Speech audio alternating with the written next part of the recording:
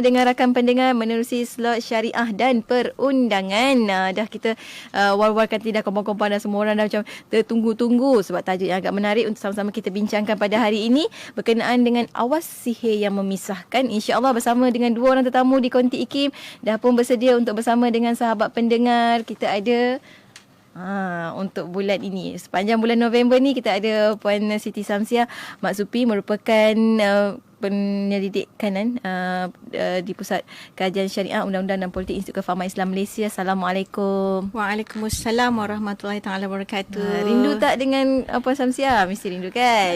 Terima kasih banyak. Terima kasih banyak kerana hadir sekali lagi ke Konti IKIM, dan hari ini tak berkeseorangan nampaknya. Ya, Puan begitu Siti nampaknya. Samsiah bersama dengan kita ada yang berusaha Dr. Mahyudin Ismail, merupakan pengarah Pusat Islam Universiti Malaysia Pahang UMP. Assalamualaikum Dr. Waalaikumsalam warahmatullahi. Oh, import. Dia dah Pahang bawa ke IKIM. Masya Allah. Pun terima kasih banyak kerana kehadiran pada hari ini. Dan sebagai awalan kita hari ni, tajuk kita tentang awas sihir yang memisahkan. Ada orang tanya, wujud lagi ke? Dah zaman-zaman alaf baru ni, ada lagi ke? Sebab itu kita bawakan kan, supaya kita sama-sama lebih cakna dan lebih sedar insya-Allah. Dan kita dari sudut syariahnya, bagaimana kalau ada perkara-perkara sebegini berlaku. Cumanya sebelum kita bincang lebih lanjut lagi, untuk memperkenalkanlah juga Dr. Mahyudin merupakan memiliki Dr. Falsafah dari Universiti Kebangsaan Malaysia UKM dengan tesis bertajuk Penggunaan Ilmu Sihir dalam Jenayah di Malaysia, keperluan kepada pembenterasan melalui mekanisme undang-undang. Bidang pengurusan beliau adalah undang-undang dan amalan perubatan Islam. So itulah kita bawa kat sini kan Kak Syam. Ya. Masya-Allah. Terima kasih banyak hadir doktor. Mungkin awalan ini sebagai permulaan kita bagi kat doktor dulu, boleh ke? Ya, sila. Memang kita bawa doktor untuk bagi untuk pencerahan tentang sihir. Ini kepakaran beliau. Yes. Jadi doktor, mungkin boleh beri sikitlah tentang kits kecemasan anti-histeria ataupun sebagainya lah. Sebab doktor pun ada terlibat dalam sebagai ketua penyidik sebagai pembangunan kits kecemasan anti-histeria. Ada rupanya. Jom kita sama-sama belajar pada hari ini. Silakan. Baik, Assalamualaikum warahmatullahi wabarakatuh. Alhamdulillahirabbil alamin, wassalatu wassalamu ala asyrafil anbiya'i wal mursalin wa ala alihi wa sahbihi ajma'in. Terima kasih DJ Yati. Saya dan juga Puan Siti Samsiah. Pertama sekali saya ucap terima kasih pada IKIM kerana jemput saya. Kita tajuknya tentang sihir yang memisahkan. Tapi bila tanya kit anti histeria ni, sebenarnya ini adalah satu produk sampingan yang kita telah hasilkan apabila melihat keadaan masyarakat yang kadang-kadang tertipu dengan perawat-perawat yang tidak bertauliah. Ada juga tauliah kan? tidak bertauliah atau tidak sebenarnya tidak bertanggungjawab. Jadi kadang-kadang kalau melihat kepada pengurusan kehisterian ni, sebenarnya mudah jika kita tahu cara. Dia umpama kebakaran lah. Bila berlaku kebakaran, kalau kita sudah biasa dilatih untuk menghadapi suasana kecemasan, kita sudah ada fire extinguisher dan sebagainya. Cuma nak tunggu kita latih saja. Kan, panik tak panik waktu panik tak panik. Kadang-kadang dalam kehistirian ni, kalau kes yang kita boleh settle 3 jam, gunakan kaedah pengurusan ini 30 minit, InsyaAllah boleh selesai. Itu mungkin kita bincang slot akan datang nanti. InsyaAllah. Itu kena berguru betul-betul tu. Kalau macam tu kan. InsyaAllah. Dan itu kita akan bincang-bincangkan jugalah kan. Cumanya bila kita hari kita menyentuh tentang tajuk kita tentang sihir yang memisahkan ni, doktor, betul-betul ada ke sebenarnya? Betul-betul ada. Itu selalu menimbulkan persoalan lah. Tapi bila kita sebagai umat Islam, memang dalam Quran dinyatakan, bahkan Allah menyatakan secara jelas daripada ayat surah Al-Baqarah ayat 102 yang bermula dengan wattaba'u ma tatlus syayatin ala mulki Sulaiman, hinggalah satu ayat tu wa yata'allamuna minhuma ma yufarriqu bainal mar'i wa zawjih. Maknanya memang sihir tu Allah nyatakan bahawa ianya boleh menyebabkan perpisahan antara suami dan isteri. Sebab kita sebagai manusia biasa, kita akan ikut logik bahawa perpisahan, perceraian ni kadang-kadang disebabkan oleh faktor kewangan, perasaan, gangguan orang ketiga dan sebagainya. Tapi perkara tersebut tak disebut oleh Allah sebab itu memang diterima oleh logik akal.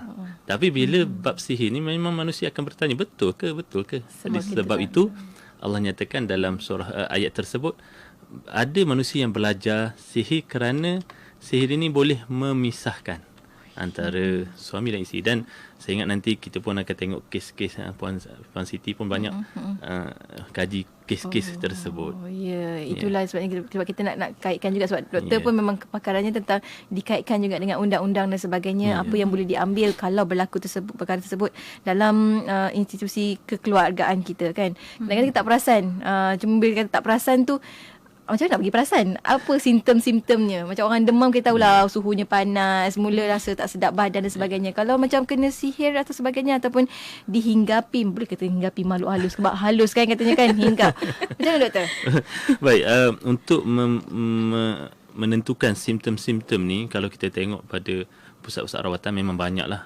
Atau kadang-kadang kita terkeliru. Ada pesakit kadang-kadang dia buka laman web pusat rawatan ni, antaranya mimpi bayi pun sudah dikira sebagai sihir. Sebenarnya kita kena tengok banyak aspek lagi selain daripada satu aspek tersebut.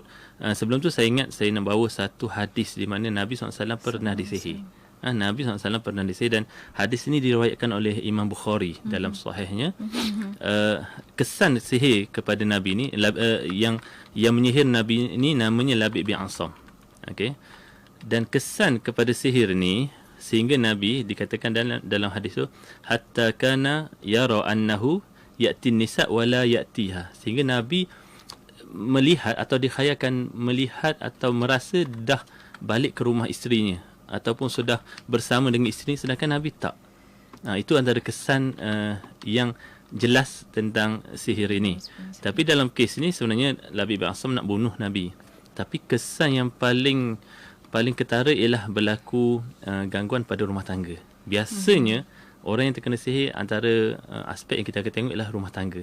Selain daripada mimpi, kesan pada fizikal, kesan pada emosi, kesan kepada keluarga, kesan kepada kerjaya. Yang salah satu yang kita akan tengok ialah kesan kepada hubungan dengan pasangan. Sebab kalau ikut hadis ni, memang Nabi, antara yang terkesannya ialah Nabi rasa dah balik rumah isteri. Tapi sebenarnya Nabi tak balik. Dan kesan ini berlaku selama 40 hari sehinggalah datang malaikat memberitahu. Okey. Ya Allah, kan. Itu kisah kita bawa supaya kita lebih ada keyakinan kan, bila kita nak belajar sesuatu, kita mesti ada satu sandaran yang betul-betul kukuh itu. Pada simptom-simptom tadi doktor. Tak jawab lagi. Saya tak menjawab soalan, lupa. Antara simptom kita melalui kajian kami lakukan 2016 kami ada buat satu kajian di bawah ERGS grant, Exploratory Research Grant Scheme. Kami bangunkan satu instrumen pengukuran yang dipanggil GSP 48. GSP ni gangguan sihir perceraian.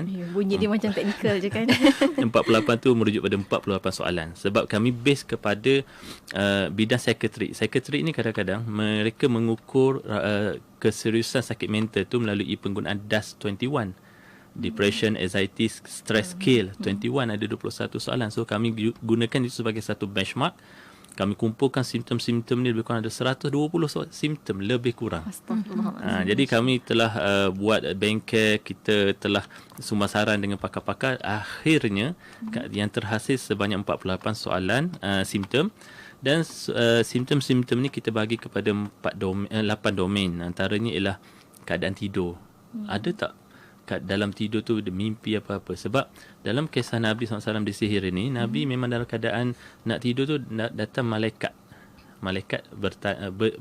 berdialog tentang perkara ni. Itu yang pertama, kena tengok dalam mimpinya apa yang dia mimpi. Kemudian dari sudut fizikalnya, tengok ada tak apa kesan-kesan pada fizikalnya. Kadang-kadang cerita lebam dan sebagainya, ataupun rasa bisa-bisa pada waktu tertentu. Yang ketiga pada aspek mental, ada tak gangguan pada pemikirannya, rasa buat tapi tak buat, ataupun terlalu jadi blur, jadi keliru.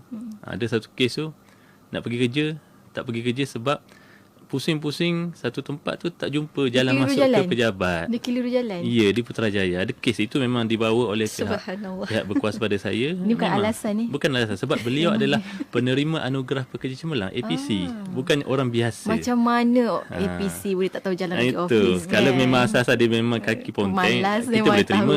Ini orang yang dapat APC. Kemudian lain pada emosi, ada tak emosinya yang kita kata tak boleh kontrol, sehingga kadang-kadang ada lafazkan cerai tanpa dia tak boleh nak kontrol, seolah ada sesuatu yang menguasai lidahnya.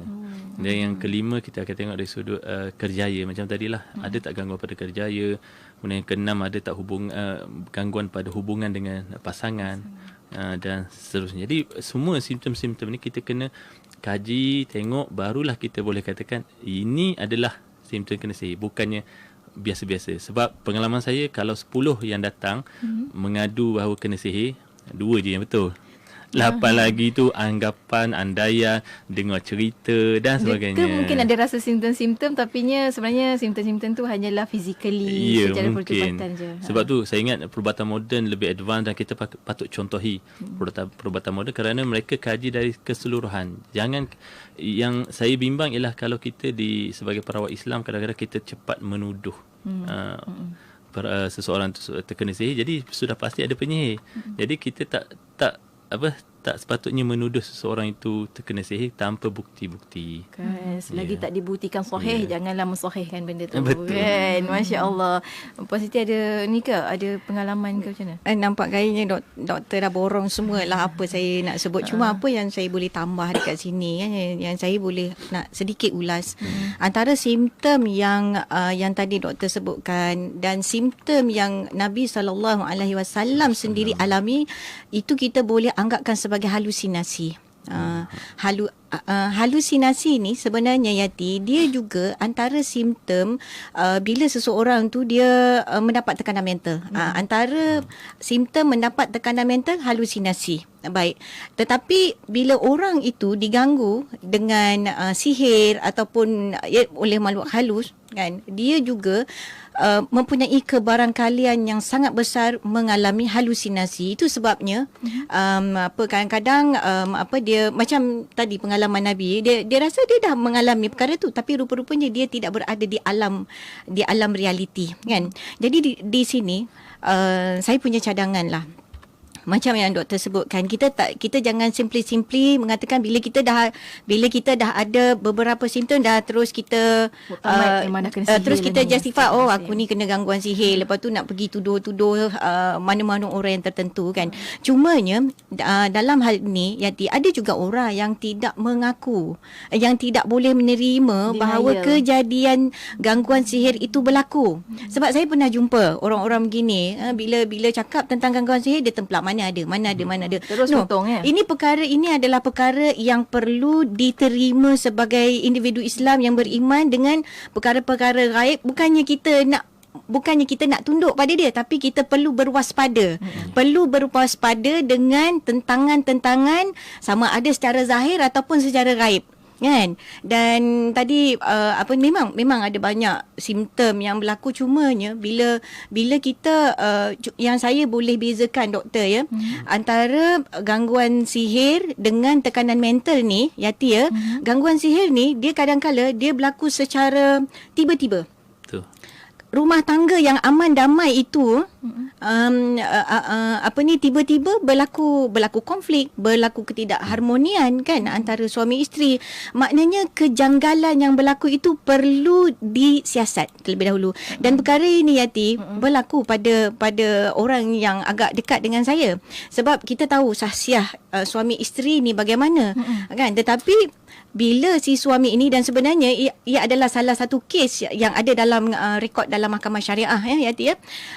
Si isteri ni mengadu dengan saya. Kita tahu sahsiah dia sebagai seorang guru agama, ya, suaminya juga adalah orang yang mendalami agama. Tetapi bagaimana boleh timbul keadaan si suami ni tadi melafazkan cerai tanpa sebarang alasan, tanpa sebarang punca. Kalau macam tu, apa jadi sebenarnya? Betul ke jatuh talak kalau macam tu kan? Betul. Jadi dan perkara ini mengakibatkan berlaku, tentulah berlaku ketegangan.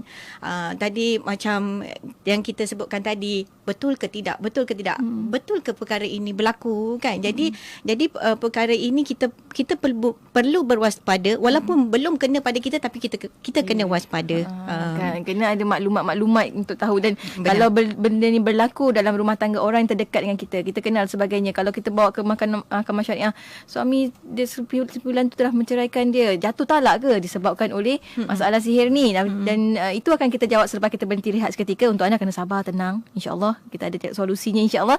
Dan kita akan berhenti rehat seketika, kembali selepas ini tentunya hanya di IKIM, Inspirasi Inforia Islami, menerusi syariah dan perundangan. Hari kita cerita tentang awas sihir yang memisahkan.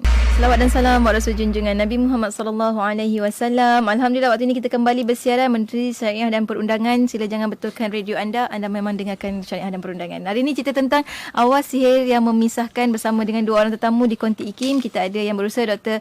Mahyudin Ismail, Pengarah Pusat Islam UMP, dan juga kita ada Puan Siti Samsiah Maksupin, merupakan Pegawai Pendidikan di Pusat Kajian Syarak IKIM.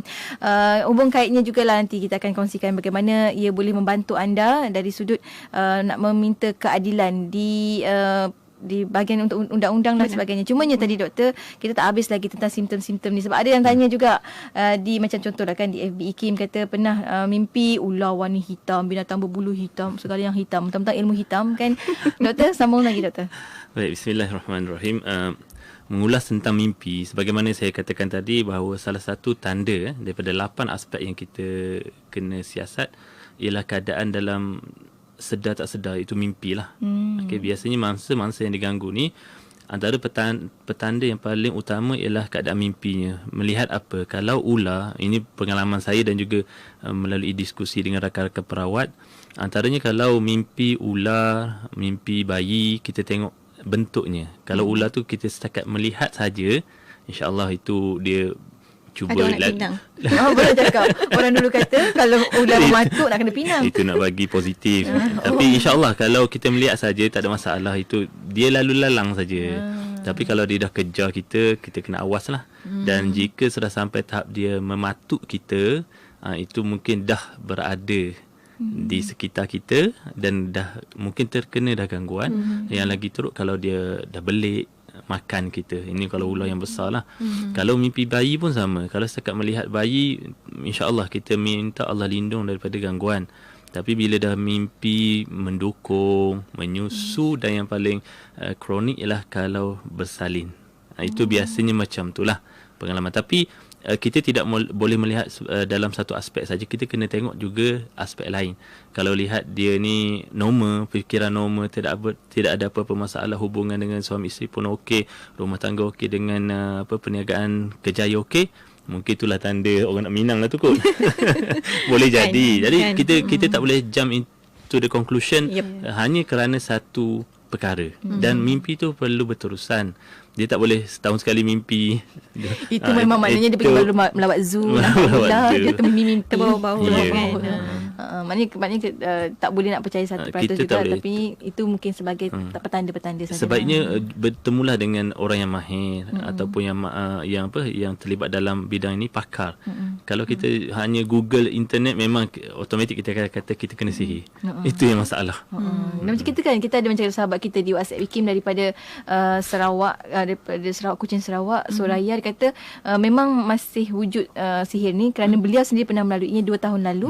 Suami dianggap sanggup menceraikan beliau kerana hubungannya dengan perempuan yang mensihirkan, dan kuasa Allah sekarang suami sudah balik semula. Peristiwa itu sekarang mendatangkan trauma terhadap sahabat kita ni. Apa yang perlu dilakukan untuk itu, kerana dia juga mendatangkan kesan terhadap anak-anak juga, doktor.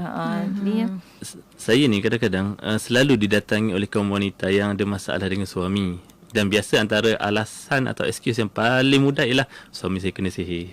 Sebab tu dia perempuan tu minat kat suami saya, dia sihirkan suami saya sehingga lupakan saya. Dia ada perbezaan antara orang yang kena sihir dan memang orang kata menggatal lah.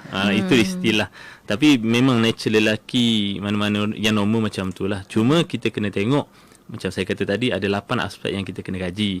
Kita tak boleh terus macam tu. Saya setuju dengan Puan Siti kata tadi, efek sihir ni dia immediate, terus berlaku.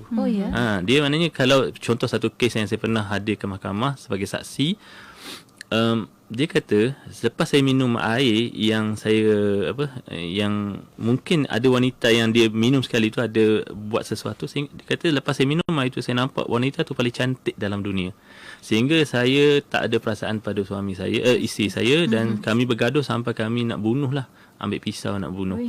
Kata masa saya interview lah suami ni, saya tanya apa yang kamu buat, dia kata 2 bulan saya tak balik rumah dan saya tinggal di rumah wanita tu, dan saya perasan wanita ni kalau datang haid, dia akan ambil pad wanita tu yang dah ada darah haid tu dijemur sehingga kering, lalu ditumbukkan pad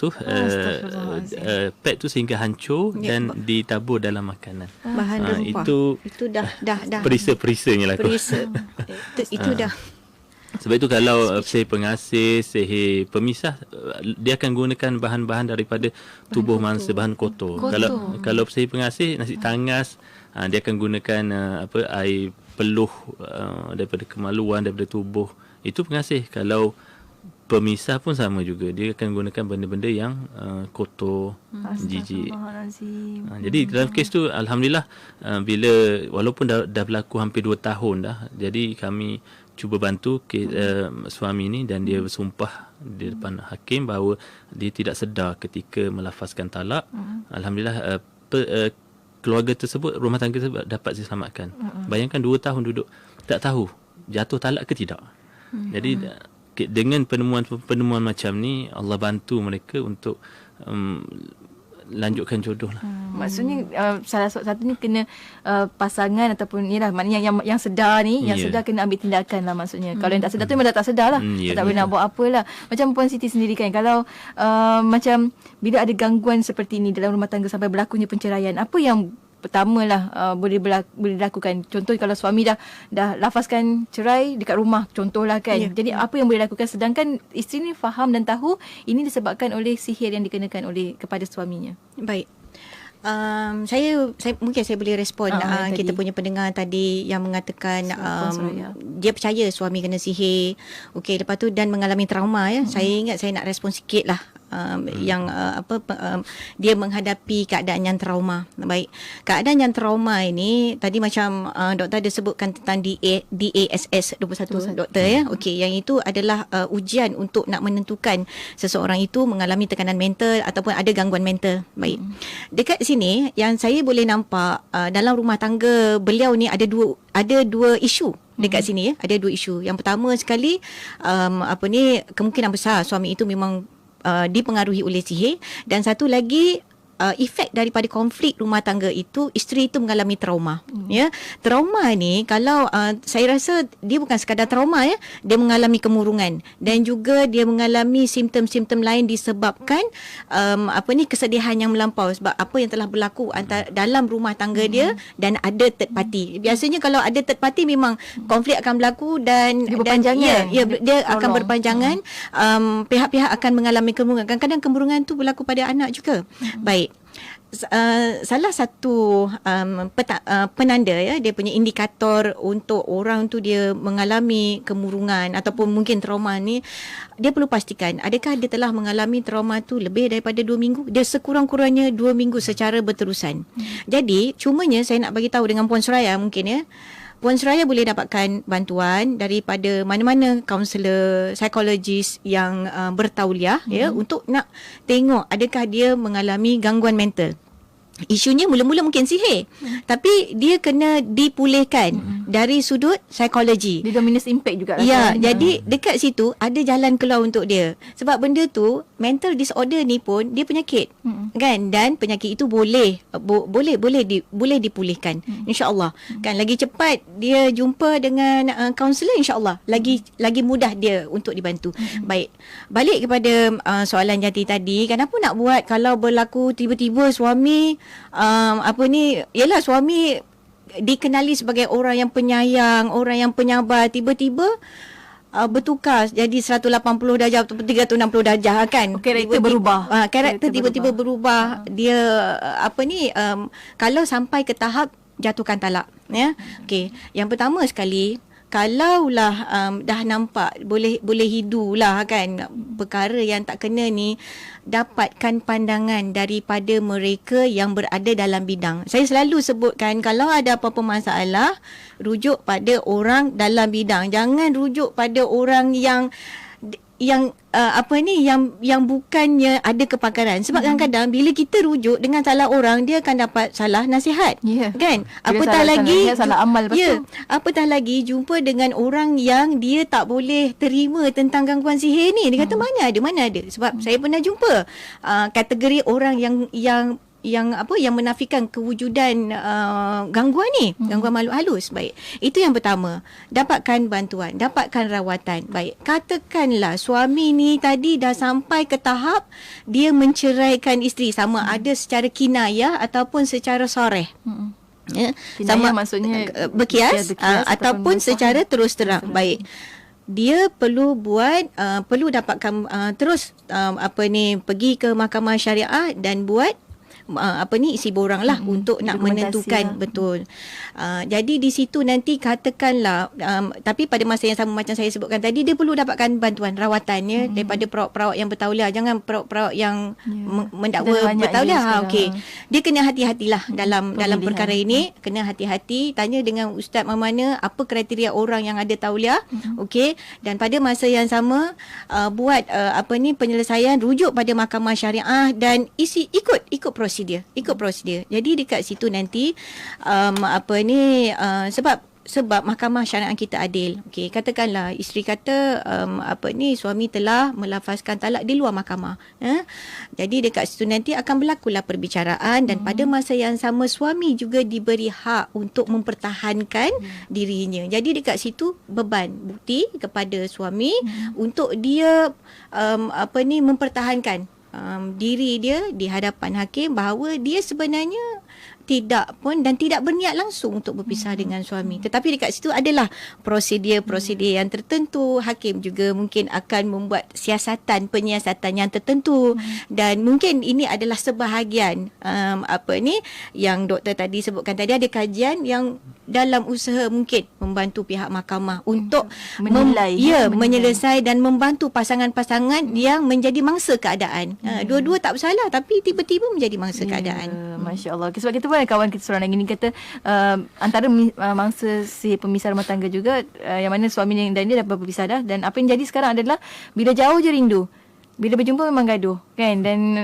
sekarang ni suami pun dah ceraikan dia dan dah berkahwin dengan perempuan yang katanya Allahualam kan yang mensihirkan. Dan apa yang beliau berlaku pada beliau adalah beliau selalu juga mimpi dapat bayi dan menyusukan bayi, kerap sekali kata. Itu antara pengalaman sahabat kita dah. Cuma tadi doktor, saya tertarik juga bila Puan Siti sebutkan tentang kena pergilah kepada orang-orang yang betul-betul ada tauliah, ialah yang boleh betul-betul boleh mengubat. Ada tak kriteria tertentu untuk kita pergi rujuk? Maknanya ustaz ke siapa-siapa pun, betul ke ini betul-betul boleh membantu kita?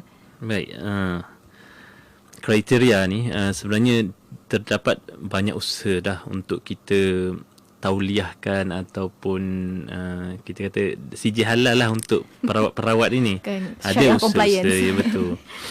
Namun begitu, usaha tersebut masih lagi kita tak nampak jalan lagi, kecuali jika Jabatan Agama Islam negeri sendiri yang mengeluarkan tauliah tersebut. Sebab kita lihat pusat rawatan yang ada di Malaysia ialah masing-masing memang kata kamilah yang Islamic atau syariah compliant. Ya betul. Sebahagiannya ya dan sebahagian lagi tidak. Okey. Jadi saya ingat jalan paling selamat ialah melalui pihak berkuasa. Dan saya tengok di Selangor pihak Jabatan Agama Islam Selangor baru-baru ni sudah mengeluarkan satu senarai 16 pusat rawatan Islam yang diiktiraf patuh syariah. Dan semalam pun saya ke Johor Bahru bertemu dengan pengarah Jabatan Agama Islam Johor, dan kita telah memperkenalkan satu produk yang kami hasilkan juga melalui kajian dinamakan iShifa. Yang mana iShifa ni adalah suatu instrumen untuk menapis sama ada pengamal itu syariah compliant atau tidak. Dia umpama CJ halal, dan alhamdulillah pengarah sangat positif tentang perkara ni. Negeri-negeri ni pun sama, ada yang telah menyatakan minat untuk melihat perkara ini lebih jauh. Dan saya ingat dalam 2017 Kementerian Kesihatan Malaysia juga telah meluluskan memperkenalkan Akta Perubatan Tradisional dan Komplementari, Akta 755 tak silap saya, yang mana mengkehendaki semua perawat tradisional dan komplementari termasuklah perawat Islam untuk berdaftar. Maknanya mereka perlu melalui suatu ujian untuk kita nilai adakah mereka ini betul-betul Islamic traditional healer atau perawat Islam yang betul-betul ataupun bukan. Jadi mereka akan kategorikan ni perawat tradisional, yang ni perawat pengubatan Islam. Jadi itu usaha-usaha yang telah dilakukan pada hari inilah. Jadi insya-Allah dengan cara tersebut kita lebih terjaminlah akidah kita, duit kita pun sama, sebab banyak kan perawat kadang-kadang kan, sama orang kata berhabis dah. Bisnes, satu bentuk bisnes sebenarnya. Ya Allah, tuanku, bisnes ke dah tapi sakit, duit habis, Allah. Akidah tergadai, itu yang kita rasa. Akidah tergadai tu lagi berat sebenarnya, paling berat. Masya-Allah. Alhamdulillah hari ini kita dipertemukan bersama dengan Dr. Mahyudin. Insya-Allah kita akan kongsikan banyak lagi soalan daripada rakan-rakan kita pun banyak sebenarnya di WhatsApp IKIM, di FB dan sebagainya. Dan kita akan berdiri rehat sekali lagi untuk rakan-rakan pendengar, jangan ke mana-mana kerana selepas ni kita nak tahu kalau dah berlaku simptom macam tu, apa kita boleh buat sebenarnya. Kan simptom-simptom yang telah dinyatakan oleh doktor tadi, apa yang boleh kita lakukan supaya kita dapat menjaga, paling kurang menjaga rumah tangga kita daripada terus bercerai-berai. Dan insya-Allah kita akan kongsikan selepas kita berhenti rehat seketika. Teruskan bersama kami tentunya hanya di IKIM, Inspirasi Inforia Islami.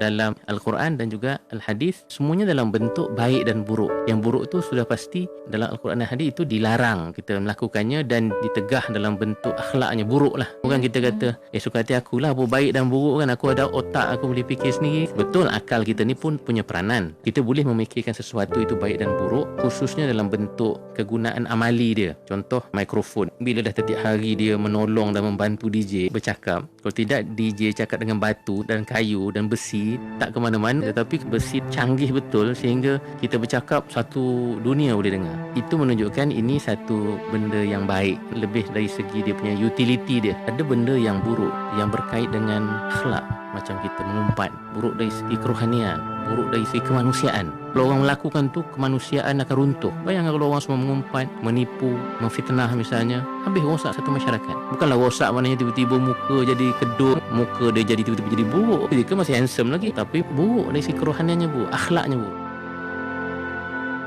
Dengarkan IKIM di Miri Sarawak 104.0 FM. Inspirasi Inforia Islami. IKIM, Inspirasi Inforia Islami. Alhamdulillah waktu ini kita kembali bersiaran menerusi segmen syariah dan perundangan. Di konti kita ada dua orang tetamu, Dr. Muhyiddin Ismail dan juga Puan Siti Samsiah, untuk berkongsi tentang tajuk kita, awas sihir yang memisahkan, yang memutuskan dan sebagainya lah kan. Dan Alhamdulillah hari ini kita bersama dengan dua orang tetamu ni, dan kita didatangi dengan macam-macam jenis soalan yang saya pun macam, ada ke? Betul ke? Wujud ke? Jadi ke macam ni? Ya Allah. Tapi itu kenyataan ya. Dan mereka dah merasai, mereka melalui. Contohnya kan sahabat kita ni, dia kata mangsa sihir pemisah telah pun berpisah hampir 1 tahun dah. Jenuh pergi berubat merata tempat, tapi juga jawapan yang diterima adalah sama, disihir katanya. Masalahnya bekas suami masih tak puas hati dengan kejadian itu dan masih menyalahkan sahabat kita ni habis-habisan dan terus mengaibkan sahabat kita ni dan masih mengganggu. Jadi apa tindakan yang boleh dibuat dari sudut perundangan? Baik, dia mudah sahaja. Okey, betul, kadang-kadang kita tengok dia ada isu sihir dekat situ, tetapi kita ni sebagai makhluk sosial ni kita ada adab dan kita pun ada undang-undang kan. Jadi biarlah kita buat satu-satu tindakan tu mengikut undang-undang. Dalam keadaan perkara gaib ini pun ada prosedur yang cuba dibangunkan supaya kita tak sekadar cakap ikut suka kita. Baik. Untuk persoalan ini Yati ya, bila telah berpisah, maknanya dah orang kata dah berpisah, maknanya dah tak ada kaitan dah. Iddah pun dah habis kan. Okey, apa yang boleh dilakukan oleh pihak isteri ni tadi, macam yang pernah kita bincangkan sebelum ini, ialah pihak bekas isteri ni dia boleh buat tindakan injunction macam yang pernah kita bincangkan. Injunction ini adalah untuk memelihara ataupun melindungi satu-satu pihak ni daripada kena gangguan fizikal, kena gangguan secara perkataan. Sebab walaupun mungkin dia tak buat tindakan secara fizikal, tetapi kata-kata dia tu ya, dia tetap memberi yang menyalahkan pun tetap memberikan kesan yang sama. Bila dia mengaibkan, menyebabkan orang tu mungkin jadi antisocial. Jadi tindakan yang boleh dia ambil adalah injunction. Injunction ni dia boleh buat permohonan lah di mahkamah tinggi, di mahkamah tinggi syariah. Tu satu.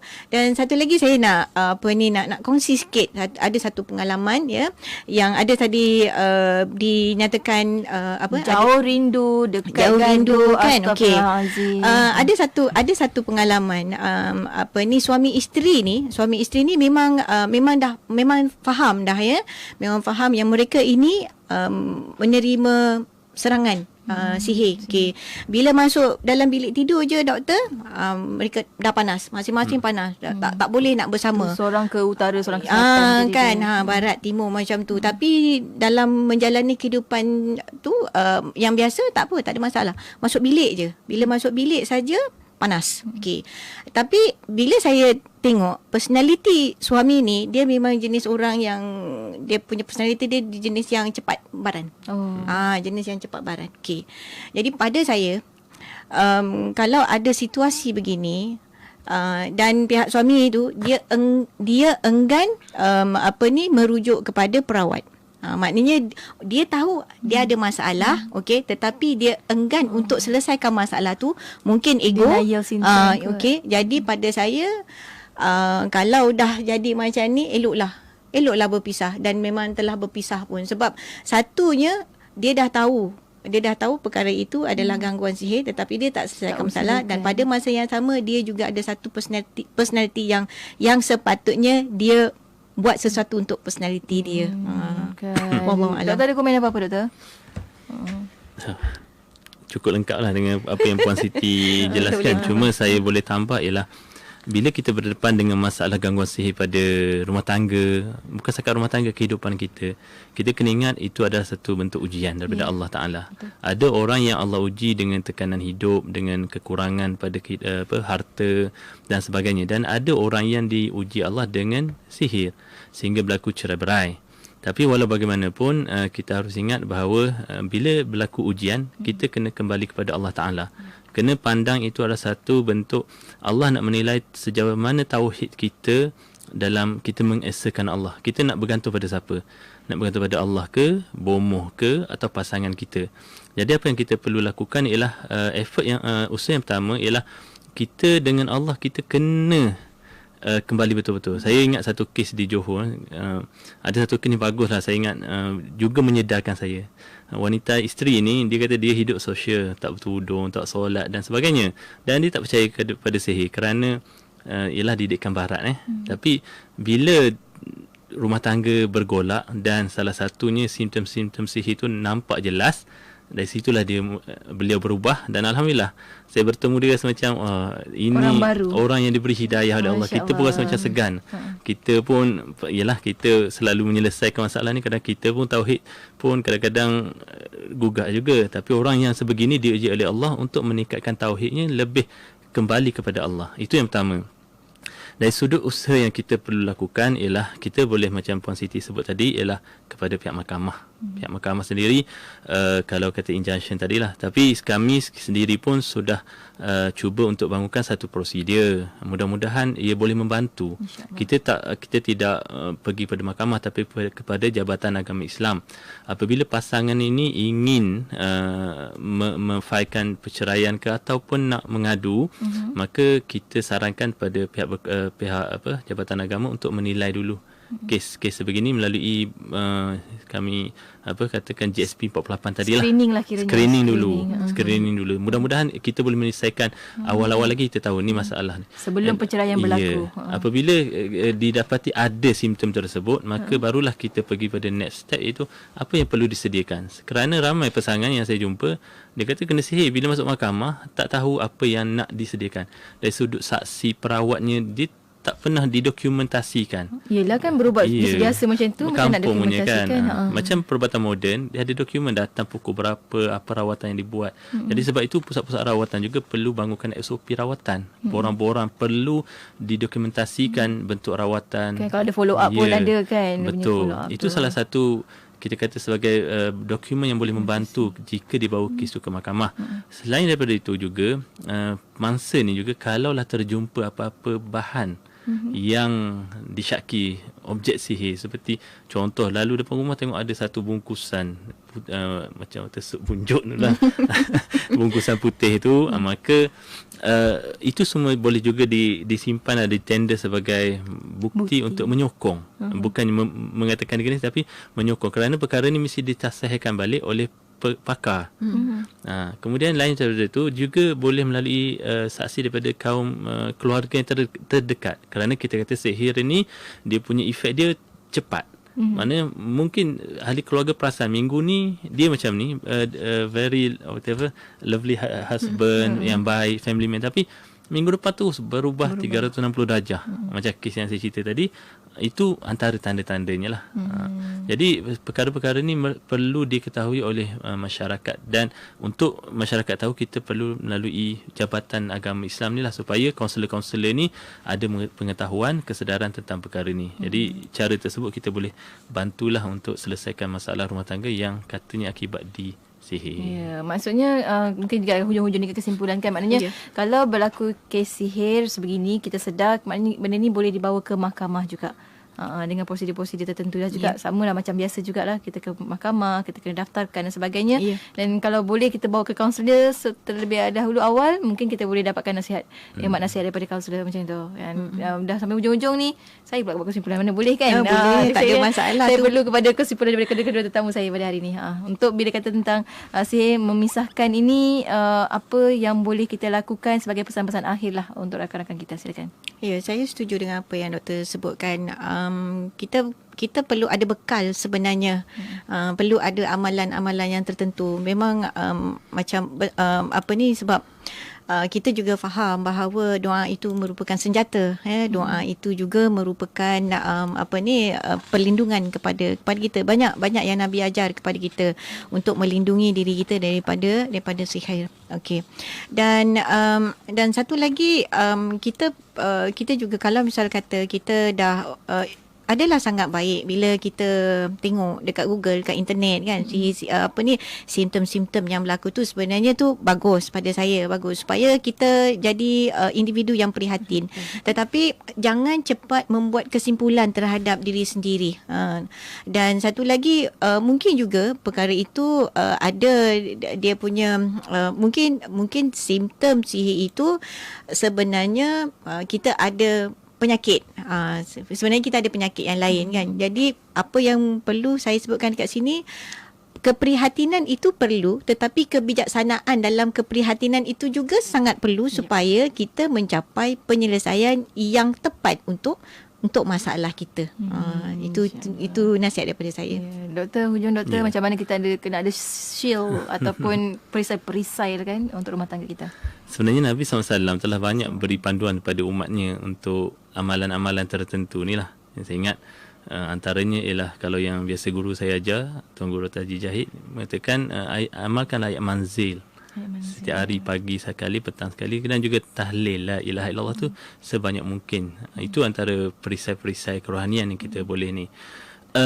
Cuma saya sentuh tentang perundangan tadi. Biasalah bila undang-undang perlu jelas dan hitam putih. Jadi tak boleh kita main agak-agak.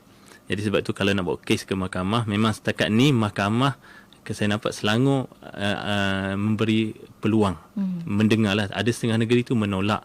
Tapi sekiranya kita nak bawa juga, kita perlu ada bukti yang jelas. Jangan kita just dakwa tapi bukti tak ada, saksi tak ada, itu yang jadi susah. Kan macam kalau ada masalah mental pun kita ada sudut perundangan, ada melawat psikiatri dan sebagainya. Itu pun sebagai bukti kan. Betul, itulah sebagainya. Jadi saya fikir itulah isu ni, apa-apa kita kembalikan pada Allah Ta'ala, mintalah perlindungan, dan usaha kita di peringkat sebagai manusia kita kena usaha, tapi mesti macam Puan Siti kata, prihatin tapi dengan kebijaksanaan. Bijak tu maknanya kena pastikan fakta tu jelas, ada bukti. Kena jadi orang yang bijak. Harapnya perbincangan kita pada kali ini juga menjadikan kita orang yang lebih bijak lagi dalam mengurus diri dan rumah tangga kita, insya-Allah. Sebab sihir ni memang wujud, dan bagaimana kita nak mengatasinya, bagaimana kita nak jadikan ia suatu perkara yang boleh, bukannya sihir itu membantu kita, tapinya ilmu pada hari ini membantu kita untuk kita menguruskan rumah tangga kita dengan lebih baik lagi, insya-Allah.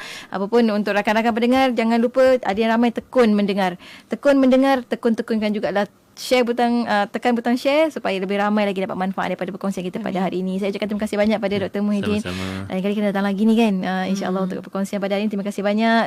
Puan Siti Samsiah juga minggu depan akan bersama kita lagi, insya-Allah. Ya, insya-Allah. Assalamualaikum kepada dua-duanya. Waalaikumsalam warahmatullahi Assalamualaikum warahmatullahi wabarakatuh. Dan untuk anda rakan pendengar, teruskan kesetiaan bersama kami tentunya hanya di IKIM Inspirasi Inforia Islami.